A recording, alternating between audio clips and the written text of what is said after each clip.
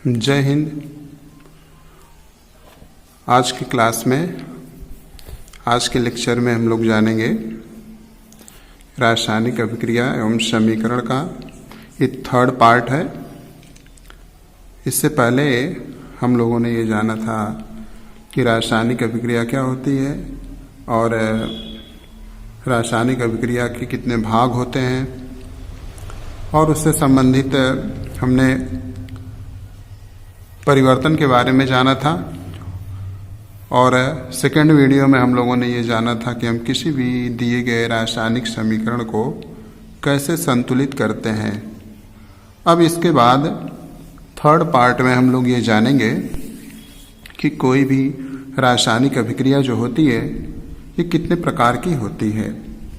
तो जैसे यहाँ पर एक बात तो पहले समझ लेना बहुत आवश्यक है, ये जो रासायनिक अभिक्रिया के बारे में जब बताया गया, रासायनिक अभिक्रिया,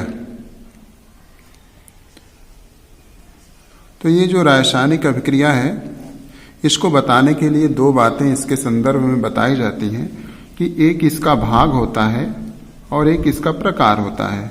तो रासायनिक अभिक्रिया के भाग और ये प्रकार दोनों में डिफरेंस समझ लेना जरूरी है।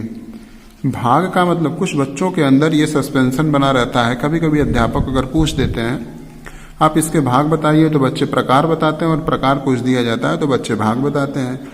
बट ये आपके अंदर से सस्पेंशन खत्म होना चाहिए पहले कि रासायनिक अभिक्रिया का जो भाग होता है ये अलग चीज है, अलग है, और ये जो पदार्थ है, प्रकार है, ये अलग है। तो इसके जो भाग होते हैं पीछे आपको बताए गए हैं कि रासायनिक अभिक्रिया के दो भाग होते हैं। पहला रिएक्टेंट जिसको अभिकारक कहते हैं, और दूसरा आपका प्रोडक्ट होता है जिसको उत्पाद के नाम से जाना जाता है। इसके दो पार्ट होते हैं, पार्ट 1 और पार्ट 2, दो पार्ट, और दोनों पार्टों से मिलकर ही कोई रासायनिक अभिक्रिया कंप्लीट होती है। तो इसके भाग हो गए। तो इस भाग के बारे में पीछे आपको समझाया गया है, बताया गया है। तो आज के लेक्चर में, आज के वीडियो में हम लोग ये देखेंगे कि कोई रासायनिक अभिक्रिया कितने प्रकार की होती है। इसमें प्रकार टाइप जानेंगे, पार्ट नहीं जानेंगे, ये पार्ट हैं, और हम यहाँ पर टाइप जानेंगे कि कितने टाइप के होते हैं। तो रासायनिक अभिक्रिया जो होती है, फिलहाल ये यहाँ पर आपको 5 प्रकार की बताई जाएगी। ये कितने प्रकार की होती है रासायनिक अभिक्रिया। सबसे पहले हम कुछ रासायनिक अभिक्रियाओं के प्रकार के बारे में जान लेते हैं कि रासायनिक अभिक्रिया के प्रकार।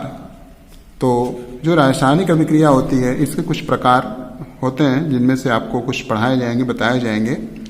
पहला होता है संयोजन अभिक्रिया।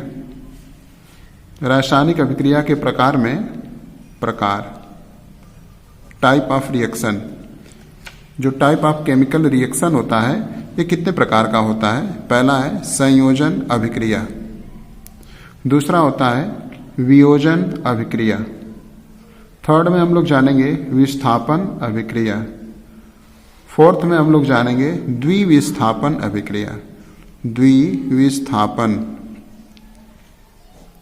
अभिक्रिया, और नेक्स्ट में हम लोग जानेंगे उपचयन एवं अपचयन। तो यहाँ पर इस 5 पार्ट के बारे में हम लोग जानेंगे कि रासायनिक अभिक्रिया क्या होती है। अगर वीडियो काफ़ी लंबा नहीं हुआ तो हम लोग 5 पार्ट के बारे में जान लेंगे। अगर वीडियो ज़्यादा लॉन्ग होगा तो हम लोग इसमें से कुछ पार्ट ही जानेंगे। नेक्स्ट वीडियो में आप लोगों को मिल जाएगा वो कि कौन सा पार्ट है, आप उसको आगे देख सकते हैं। तो आइए देखते हैं। इस अभिक्रिया के प्रकार के बारे में जानने से पहले आप छोटी सी एक रिक्वेस्ट है कि आप किसी भी वीडियो को अगर देख रहे हों तो तुरंत डिसीजन पर लेने से पहले लास्ट तक वीडियो को देखिए, तब आपको समझ में आएगा कि इसका अर्थ क्या था, मतलब क्या था। इसको देखने का आपको फायदा मिला कि नहीं। अगर आप वीडियो को बार बार स्क्रिप्ट करके देखते हैं, भगा करके देखते हैं, तो आपको बातें समझ में नहीं आएंगी, समय आपका नष्ट होगा। समय को जब नष्ट कर ही रहे हैं, समय अपना गंवा ही रहे हैं, तो पूरे पार्ट टू पार्ट आप देख सकते हैं अच्छे प्रकार से, ताकि आपके भी पास जानकारी बेहतर रहे, आप दूसरों से भी बातें कर सकें, समझ सकें, और साथ ही में आप अपने परीक्षाओं की और आगे कंपटीशन की अच्छी तैयारी कर सकें।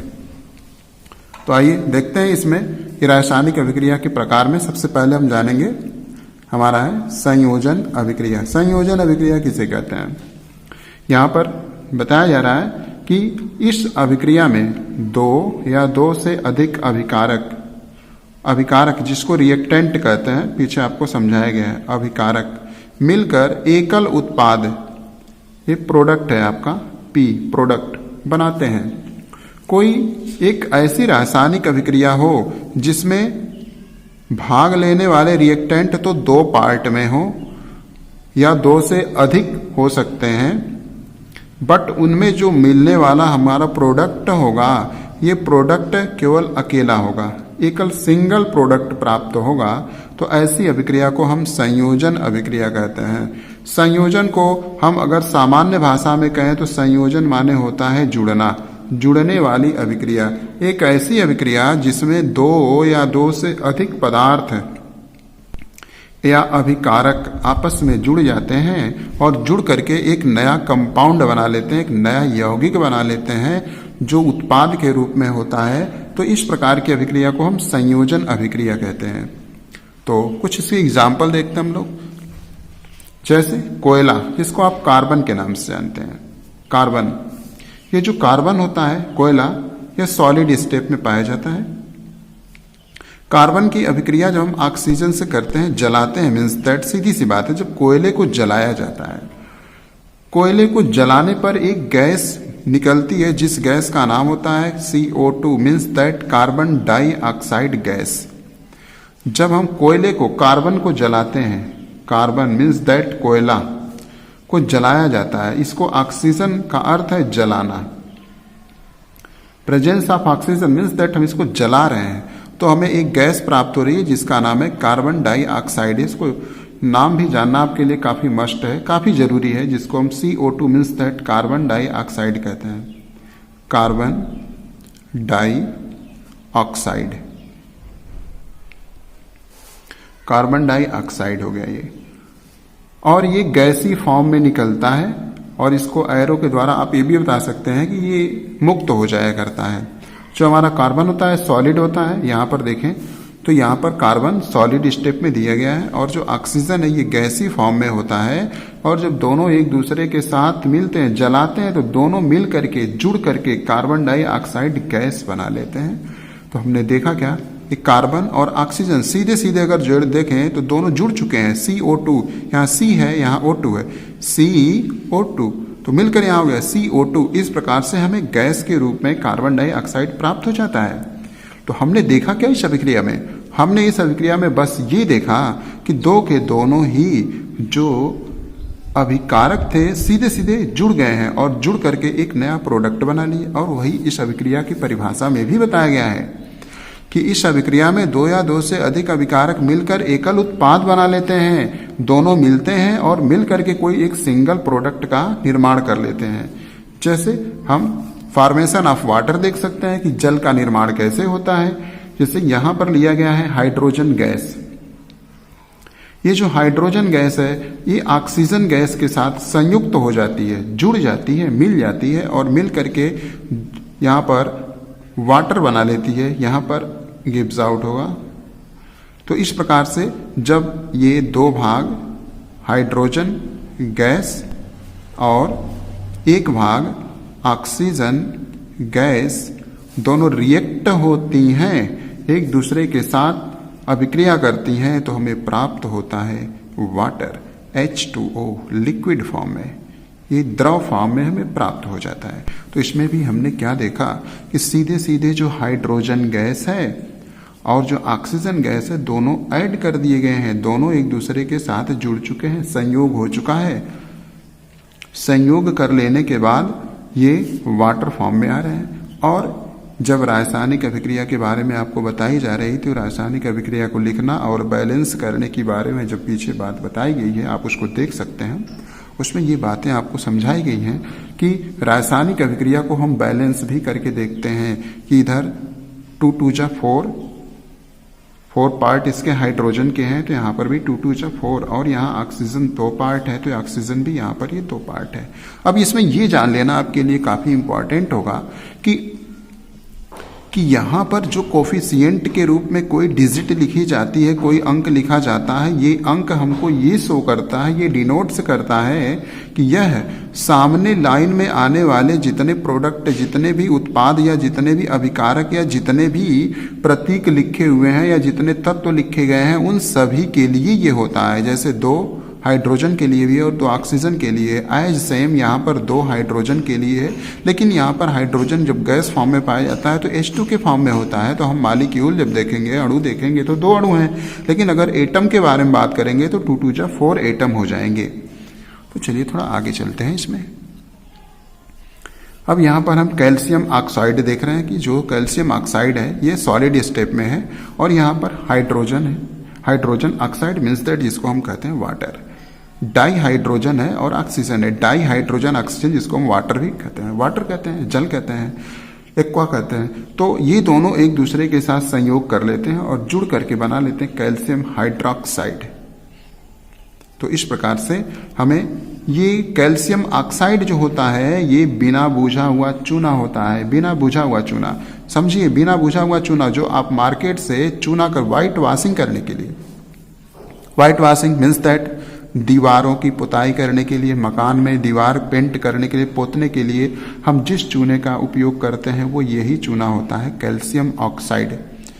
और महसूस करिए, जरा सोचिए, आप खुद अपने घरों में, अपने समाज में, अपने गांव में किसी न किसी को जरूर या खुद किए हो या करते हुए देखे हो कि मार्केट से चूना खरीद कर लाया जाता है और उसको किसी पात्र में रख करके, ऐसे पात्र में कि जो काफी मजबूत हो, उसमें रख करके हम इसको H2O उसमें डाल देते हैं।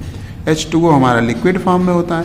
जैसे ही हम इसको डालते हैं, डालने के बाद इसमें से तेजी से बुदबुदाहट की आवाज़ निकलना शुरू होती है, और जिस फॉर्म में बुदबुदाहट के बाद ये चेंज हो जाता है वो फॉर्म होता है कैल्शियम हाइड्रोक्साइड के फॉर्म में, कैल्शियम हाइड्रोक्साइड। और अब ये शांत चूना कहा जाता है, बुझा हुआ चूना कहा जाता है, शुष्क जो है कि चूना कहा जाता है। तो इस प्रकार से इसमें भी कैल्शियम ऑक्साइड और वाटर दोनों एक दूसरे के साथ ऐड हो जाते हैं, जुड़ जाते हैं, और जुड़ करके हमें बना लेते हैं कैल्शियम हाइड्रोक्साइड। हम नाम बोल दे रहे हैं, आप उसको समझ सकते हैं, ये कैल्शियम हाइड्रोक्साइड है। तो इस प्रकार से हमने देखा कि यह क्या होती है, संयोजन अभिक्रिया। तो संयोजन अभिक्रिया में हमने एग्जाम्पल्स को भी देखा, और याद रखेंगे ये बात कि ये बिना बुझा हुआ चूना होता है और ये बुझा हुआ चूना होता है जो एक्वियस फॉर्म में प्राप्त होता है, एक्वियस। हाँ, तो देखिए आगे फिर इसके बाद होता है, इसमें एक और पार्ट होता है ऊष्माक्षेपी अभिक्रिया। ऊष्माक्षेपी अभिक्रिया हम किसे कहते हैं? यह जो है जिन अभिक्रियाओं में उत्पाद के निर्माण के साथ साथ ऊष्मा का भी उत्सर्जन होता है। कुछ ऐसी रिएक्शंस होती हैं, कुछ ऐसी अभिक्रियाएं होती हैं कि जिन अभिक्रियाओं को जब हम करवाते हैं तो अभिक्रिया को होने में, पूर्ण होने में, अभिक्रिया का कार्य प्रारंभ होने से लेकर अंत तक उसमें कुछ ऊष्मा का भी उत्सर्जन होता है, कुछ ऊष्मा भी उत्सर्जित होती है, निकलती है। ऐसी अभिक्रिया को हम ऊष्माक्षेपी अभिक्रिया कहते हैं। जैसे फॉर एग्जाम्पल यहाँ पर दिखाया जा रहा है, जैसे प्राकृतिक गैस का दहन। प्राकृतिक गैस, जैसे यहाँ पर एक गैस ली गई है CH4, methane gas. Methane gas हमारी है CH4, इसको मीथेन गैस बोलते हैं। इस मीथेन गैस को हम बर्न करते हैं, जलाते हैं, प्रेजेंस ऑफ ऑक्सीजन। किसी भी चीज को जब जलाना होगा तो याद कर लीजिए वहां पर ऑक्सीजन जरूर मौजूद होता है। तो जब हम इसको जला रहे हैं तो जलाने पर हमें क्या प्राप्त हो रहा है? कार्बन डाइऑक्साइड CO2 प्लस यहाँ पर जलवाष्प प्राप्त होगा गैसीय फॉर्म में H2O, गैस के फॉर्म में प्राप्त होता है। अब प्लस यहाँ पर ऊष्मा प्राप्त होती है, ऊष्मा, हिट। अब ये समझने की बात है यहाँ पे कि हमने मीथेन गैस लिया था, इस मीथेन गैस को हमने जला दिया। जब जलाया तो बनता क्या है? कार्बन डाइऑक्साइड CO2, जो कि ऊपर हमने समझा रखा है कि इसी को कार्बन डाइऑक्साइड बोलते हैं। और ये थोड़ा सा हट के बता रहे हैं कि यहाँ पर वियोजन भी, वियोजित भी हो रहा है। संयोजन से थोड़ा हट कर बात इसमें आ रही है कि इसमें कार्बन डाइऑक्साइड का निर्माण हो रहा है और जलवाष्प बन रहा है और ऊष्मा भी निकल रहा है। तो देखिए इसमें ऊष्मा का रिमूवल हो रहा है, उत्सर्जन हो रहा है, निकल रही है। तो जब ऊष्मा निकलती है तो ऐसी अभिक्रिया को हम ऊष्माक्षेपी अभिक्रिया कहते हैं। एक और एग्जाम्पल यहाँ पर दिया जाता है श्वसन। जो हमारा रिस्पायरेटरी सिस्टम होता है, जो हमारा श्वसन तंत्र होता है, तो उसमें जो एक्टिविटी ऑफ रिस्पायरेशन होता है, जो श्वसन की क्रियाकलाप होती है, जो हम श्वसन का कार्य करते हैं, तो श्वसन में एक ऊष्माक्षेपी अभिक्रिया होती है। क्या होता है उसमें? यहाँ पर लिया गया है ग्लूकोज C6H12O6। ये हमारा ग्लूकोज है, एक्वियस फॉर्म में है, हाँ जलीय विलयन में है। तो फिर जो है ये 6O2 यहाँ पर ऑक्सीजन गैस है, ये बर्न कर रही है। ये कौन सी ऑक्सीजन गैस है? जो ऑक्सीजन गैस हम श्वसन के द्वारा अपने नाक से ग्रहण करते हैं, वही ऑक्सीजन गैस है ये, और हमारे बॉडी का ये ईंधन है। याद रखेंगे, ह्यूमन सेल और बॉडी, हमारे शरीर का जो ईंधन होता है वो ग्लूकोज होता है। ये हम ऑक्सीजन हमारे, जैसे ईंधन यहाँ पर मीथेन गैस था, ये ऑक्सीजन के द्वारा ये जला और बन गया कार्बन डाइऑक्साइड। याद रखना, जब भी किसी चीज को बर्न किया जाता है, जलाया जाता है, अगर कोई भी ईंधन हो, अब तक जितने भी ईंधन पाए गए हैं उन सभी ईंधनों में से अक्सर किसी भी ईंधन को जब बर्न किया जाता है, जलाया जाता है, तो कार्बन डाइऑक्साइड गैस ही मुक्त होती है। प्राय अधिकांशतः यही आपको देखने को मिलेगा। अब देखिए श्वसन का ऊष्माक्षेपी एक एग्जाम्पल है। यहाँ ग्लूकोज है, इसको ऑक्सीजन के प्रेजेंस में, उपस्थिति में गर्म किया जा रहा है, मतलब जलाया जा रहा है। सीधी सी बात है, ये हमारे बॉडी के अंदर होने वाली एक्टिविटी है। इसको जरा महसूस करें, बायोलॉजी के टीचर के द्वारा या बायोलॉजी के पीरियड में आप इसको, इससे संबंधित बातों पर काफी गहरा चर्चा कर सकते हैं। बट इसमें हम देखेंगे जब इसको जलाए तो कार्बन डाइऑक्साइड बनती है। कार्बन डाइऑक्साइड और वाटर हमको मिलता है और इसमें एनर्जी भी प्राप्त होती है, ऊष्मा भी मुक्त होती है, ऊष्मा निकलती है।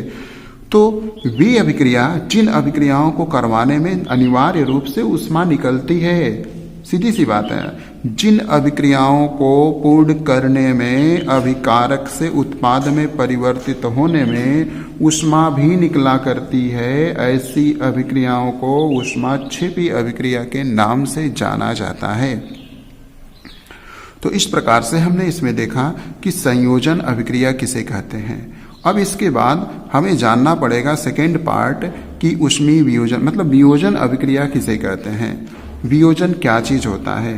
यहाँ पर हमने जाना कि संयोजन क्या होता है। तो संयोजन का मतलब होता है कि जुड़ जाना, एक का दूसरे के साथ जुड़ जाना। जैसे यहाँ पर एग्जाम्पल दिया गया था, एक ए है और बी है, दोनों एक दूसरे के साथ मिल करके ए बी मीन्स दैट कह सकते हैं, एक नए प्रकार का निर्माण करते हैं, जिसको हम सी के नाम से यहाँ पर जाने हैं। हम इसको इस प्रकार से भी दिखा सकते हैं, ए प्लस बी गिव्स आउट, दोनों साथ हो जाएंगे ए बी, और हम इसको बता सकते हैं कि यही हमारा है सी, न्यू प्रोडक्ट के रूप में प्राप्त होगा। अब यहाँ पर डायरेक्टली ए बी क्यों नहीं लिखा जाता है? डायरेक्टली ए बी नहीं लिख सकते, इसका एक मेन वजह है कि जब हमने आपको रासायनिक अभिक्रिया के बारे में पढ़ाया तो उसमें ये बताया गया था कि जो रासायनिक अभिक्रिया में नया प्रोडक्ट बनता है, उस प्रोडक्ट की जो प्रॉपर्टी होती है, जो क्वालिटी होती है, जो फिजिकल प्रॉपर्टी होती है, वो फिजिकल प्रॉपर्टी और केमिकल प्रॉपर्टी में काफ़ी चेंजिंग आ सकता है, खास करके केमिकल प्रॉपर्टी में। इसलिए इसको ए बी न लिख करके हम सी करके दिखाते हैं कि जो आएगा उसका जो प्रॉपर्टी होगी, जो उसके गुण होंगे, वो इससे भिन्न होंगे। फॉर एग्जाम्पल, आप समझने के लिए इतनी बात तो जरूर समझ सकते हैं। देखिए और बेटर तरीके से इसको समझने का प्रयास किया जाता है। जैसे यहाँ पर हाइड्रोजन गैस ली गई है, ये जो हाइड्रोजन गैस हमारी होती है यह खुद जलती है, बट और जो हमारे पास ये ऑक्सीजन गैस है ये किसी चीज को जलाती है। काफी बेटर एग्जाम्पल है, समझना, प्रॉपर्टी की बात कर रहे हैं यहाँ पर। हाइड्रोजन गैस जलती है और ऑक्सीजन गैस किसी चीज को जला देती है, बट दोनों के बीच में जब रिएक्शन होता है तो जो हमें वाटर प्राप्त होता है लिक्विड फॉर्म में, इसकी क्वालिटी होती है कि ये किसी जलते हुए चीज को बुझा देता है। जरा सोचना, कितने बेटर एग्जाम्पल है, इस बात को समझिए जरा। ये खुद जलता है, ये जलता है, और याद रखिए ये जलाता है, और ये समझ लो कि ये बुझाता है। तो अब इसी से आप पूरी केमिकल रिएक्शन के बारे में मायने निकाल सकते हैं कि पूरी की पूरी प्रॉपर्टी ही चेंज हो गई इसकी। पहले इसकी क्वालिटी क्या थी? इसकी क्वालिटी क्या थी, दोनों जब एक दूसरे के साथ ऐड हो गए, जुड़ गए, तो नए फॉर्म में जो बने हैं उसकी पूरी की पूरी एक्टिविटी के साथ साथ पूरी प्रॉपर्टी ही चेंज हो गई। तो हम इस बात को तो आसानी से समझ सकते हैं ना कि रासायनिक अभिक्रिया में जो नया प्रोडक्ट बनता है उसके भौतिक और रासायनिक गुण इनसे चेंज हो जाते हैं। केमिकल प्रॉपर्टी, रासायनिक गुण तो बिल्कुल ही बदल जाते हैं, कुछ कुछ फिजिकल प्रॉपर्टी भी बदल सकती है या नहीं भी बदल सकती है, ये आवश्यक नहीं है। तो इस प्रकार से ये आपके लिए काफी बेटर एग्जाम्पल है, इसको कभी मत भूलना। देखो कि कैसे ये जलता और ये जलाता है और ये बुझा देता है उसे। तो इस प्रकार से हमने आज के इस वीडियो में जाना कि संयोजन अभिक्रिया क्या होती है। तो हम इसके अगले पार्ट में जानेंगे कि वियोजन अभिक्रिया क्या होती है, जिसको आप देख सकते हैं नेक्स्ट पार्ट में। वीडियो वॉचिंग करने के लिए थैंक्स।